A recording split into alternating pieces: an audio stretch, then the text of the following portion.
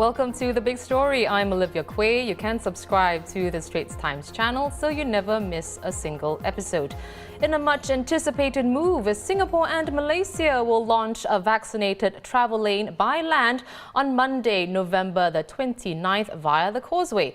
It will give priority to those who have been working in either country to visit their families. More than 100,000 Malaysians continue to work here despite border restrictions. Well, under the first phase of the scheme, up to 2,880 citizens, permanent residents and long-term pass holders of Singapore and Malaysia will be able to cross the Causeway each day without the need for quarantine. The travellers must use one of the daily 64 designated bus services. Tickets for those will go on sale at 8 a.m. tomorrow. Travellers from Malaysia to Singapore must test negative in a pre-departure PCR test or professionally administered ART, which must be done within 2 calendar days before departure for Singapore. The same applies to those travelling from Singapore to Malaysia, but there will be an additional on-arrival ART at Larkin Central Bus Terminal. Journalist Kok Yu Feng shares more on what you need to know before you go. I think the main things that travellers need to note is the requirements for applying and getting approved for the VTL. So you need to be fully vaccinated and you need to have a vaccination cert that's recognized by the authorities from both sides. So that would be maybe having a vaccination cert on the Trace Together app or in the Malaysian version of the app as well. And then, before traveling, I think there's need to be aware that they need to take a PCR test or an ART test that is professionally administered by a recognized clinic or hospital. So this is about, I think it's 2 days before departure. So there are 64 buses that will run daily across the Causeway in both directions from 7:30 a.m. to 9:30 p.m. And this will be either by Transtar Travel in Singapore or by Causeway Link in Malaysia. So they need to book tickets at least 3 days before departure. And they also need to submit a SG arrival card via the IC website or through the app. So this will contain health declaration with their travel history as well. For those who are Singapore citizens or permanent residents traveling from Malaysia to Singapore, they don't need to apply for a pass, but long-term pass holders from Malaysia to Singapore need to apply for a travel pass on the Safe Travel website 3 days before departing. Moving on to the VTL arrangements with India. Bookings for the VTL flights from Chennai, Delhi and Mumbai are now open on Singapore Airlines' website. These flights will start from Monday, November 29th, and on the same day, SIA will also progressively operate non-VTL flights from Ahmedabad, Bengaluru, Hyderabad, Kochi and Kolkata. Meanwhile, from November 30th, Scoot will have non-VTL flights between Singapore and Hyderabad 4 times a week. These are also now open for booking. The Singapore Armed Forces will hand over management of the COVID-19 home recovery program to the Health Ministry. A date has yet to be revealed. Posting these pictures on Facebook, Defence Minister Ng Eng Hen says now that the program is stable, it's a good time to hand over to MOH, adding that a team of SAF advisors will continue to remain embedded to ensure a smooth transition. Well, since September, SAF has set up the Home Recovery Task Group to support MOH in scaling up and bolstering the program, with over 450 personnel from the Army, Navy and Air Force deployed. PSLE results out today. This is something we cover every year, of course, but this year is exceptional for 2 reasons. Firstly, the new scoring system under which more pupils qualified for the express course in secondary school. 68.4% of them, slightly higher than the 66.3% who made the grade last year. Another 18.9% are eligible for the normal academic level and 11.1% are eligible for normal technical. And the second factor that made this a challenging year is, of course, the COVID-19 pandemic, which saw several rounds of home-based learning as well as testing requirements for students. Well, my colleague spoke to some students and parents at Newtown Primary School to find out how they handled taking a major exam amid these circumstances. 今年的不简单呢，老师的努力还有学生们的压力。For me, I feel like face-to-face learning is way better than doing home-based learning. And it also made me feel less confident because I had a lot of questions, but at the same time I sometimes was too afraid to ask. Before the term ended in term 2, if I'm not wrong, we had like 1 or 2 weeks of HBL. So I was kind of concerned if I couldn't catch up with whatever my teacher taught me lah. So what I did was like, okay, after the Zoom meetings we had and all the homework, I just did whatever I could. If I couldn't understand, luckily my father's good at maths, so I can just go to daddy, help me with this. Overall, I was quite anxious and scared for the PSLE. So but then I told myself it's inevitable, so I had to go through it anyway. Well, we're also proud of her. Her hard work, like what she says, is already paid off, and there's no more anxiety for her, and we're happy that she's happy with her result. We always tell her stress-free.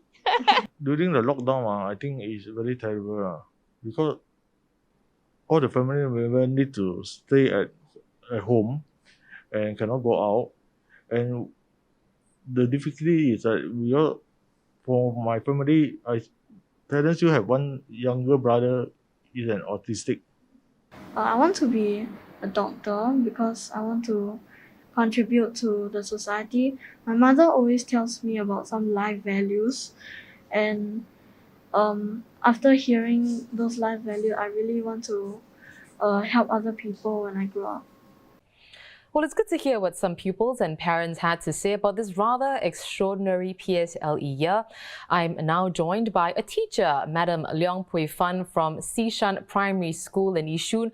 Welcome to the show, Madam Leong. So, a tough year for students taking the PSLE, a new scoring system, plus, of course, the curveballs that students and teachers like yourself had to deal with due to the pandemic. So, how did you help your P6 students cope with these changes? Okay, definitely to prepare for the new scoring system, we actually had a regular sharing session with the students and the parents, all right, about this new scoring system. And also we did motivational talks for them. We did specific subject study skill sharing with the children to actually prepare them on the journey. Especially for the last 2 years, there are many disruptions, many HBL lessons as well. And we want to know that they are very well supported by the teachers as well, so that they are well prepared for the coming PSLE. I see. Well, a student's PSLE year is always quite memorable regardless of the circumstances. Is there a message you'd like to send to those out there who have gotten their PSLE results today? Okay, so these 2 years have been really a challenge for most of you, all right, despite the pandemic and the challenges and disruptions that you face. But I think we are all very, very proud of all of you because you have shown us how resilient and determined you are to come where you are to achieve your goals. And then remember to show gratitude to those, all right, who have walked this PSLE journey with you. If they are like your parents, your teachers, the counselors, all right, and your loved ones. So remember to continue to strive towards your passion and goals. Thank you so much for sharing those words, Madam Leong, and of course for making time for us today, Madam Leong Pui Fan there, who teaches at Sishan Primary School.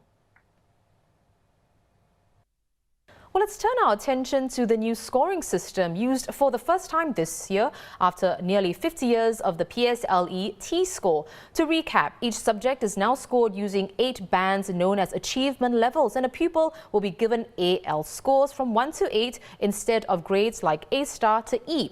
So let's say one pupil scores 90 marks and another scores 99 marks. Both will still get an AL1 for that subject. The total PSLE score will then be the sum of the AL scores for all 4 subjects. The Straits Times' education correspondent Amelia Teng is here to weigh in. Amelia, based on the across-the-board results from this first batch, what can you tell us about the outcome of the new AL scoring system? Yeah, so the outcomes under the new system have remained very stable compared to previous years. 98.4% of the kids who sat for the paper this year, they did well enough to progress to secondary school. This is exactly the same as last year and previous years as well. And in fact, slightly higher proportion of them made it to the express course this year compared to last year. And what this means is that the overall scores are largely very similar to previous cohorts in terms of how they translate into the allocation of students into different secondary school courses like express and normal. Right.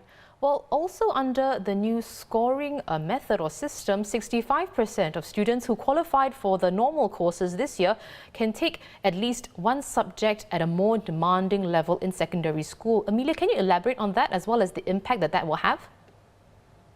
Yeah. I think this is an interesting figure and actually a positive one as well. So compared to 65%, compared to 47% of last year's P6 cohort who qualified for normal too, they could take a higher level subject. This change or this increase is actually due to a more generous criteria that MOE set this year. So under the new scoring system, you can qualify to take higher level subjects, which they call subject-based banding, and this has been relaxed this year. So for instance, you can take an express level subject if you score achievement level 5 or above for a standard level PSLE subject. In the past, this requirement would be an A or an A star. So it's been eased a lot this year. And this is the first time that MOE is also releasing all these figures. They say is to try and encourage more students to take out subjects according to your differing strengths. So, and this is known as subject-based banding, which is what schools have been doing for a couple of years already, meaning you could be a normal acad course student, but you're taking one or two subjects at the express level. And overall, this is important because this is part of the shift in Singapore to try and move away from labeling students into the different normal or express streams, and this allowing them to take subjects that they may be better at a more challenging level.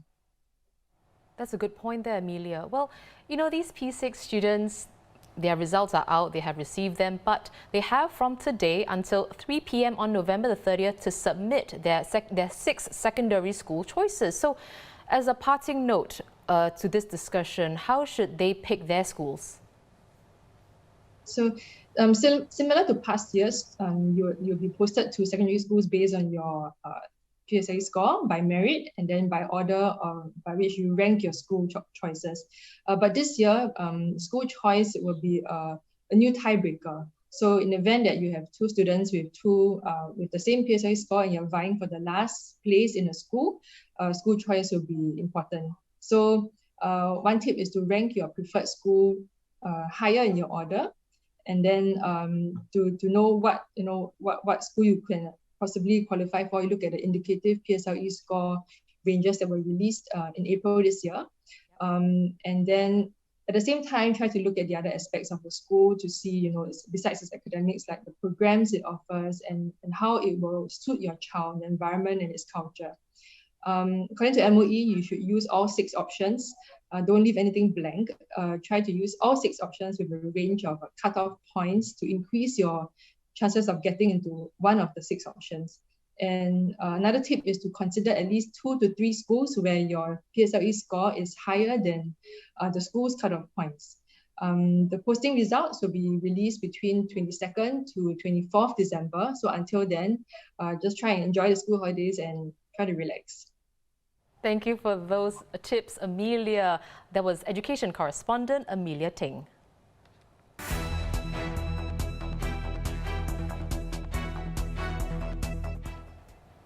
In a Q3 GDP update, Singapore's economy grew at a faster pace than the initial estimate of 6.5%, and growth for this year is expected to come in at around 7%, which is at the top of its previous forecast range of between 6 and 7%. The Ministry of Trade and Industry says next year, Singapore's economic growth will slow to between 3 and 5% amid an uneven recovery at home. An economist gives his take on the latest GDP figures. We have expected it. Actually, what we have seen is that in the earlier advanced estimates by the Ministry of Trade and Industry, we have already penciled GDP growth for the third quarter at 7.1% on a year-on-year basis. So it's right smack on the dot when it comes to the actual growth numbers.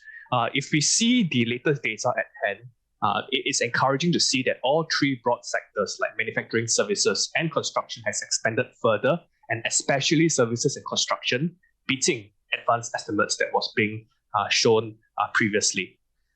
As for 2022, for GDP growth next year, what we are expecting is for growth to actually expand by 3.5%, and this is against MPI's growth outlook of between 3 to 5%. And this is despite the relative high base data in 2021. And Singapore is very much likely to be underpinned by the favorable export and manufacturing sector for the next year.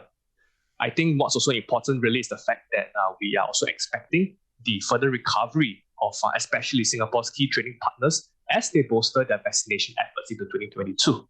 And of course, last but not least, the gradual relaxation of Singapore's domestic restrictions, really as COVID-19 infection rate declines to below 1 as of now, would likely further add to the recovery resilience into 2022, into the year to come. Unprecedented. That, according to MTI, is the magnitude of employment losses in Singapore during the COVID-19 pandemic, the services sector being the hardest hit. By the third quarter of this year, the total number of people employed here, excluding foreign domestic workers, had dropped by a cumulative 196,400. DBS facing service disruptions for 2 days now, and according to its country manager for Singapore, a problem with its access control servers is responsible. While digital banking services like online banking and PayNow are affected, cash deposits belonging to DBS and POSB customers are safe. Transactions can still be made in person at bank branches or through phone banking.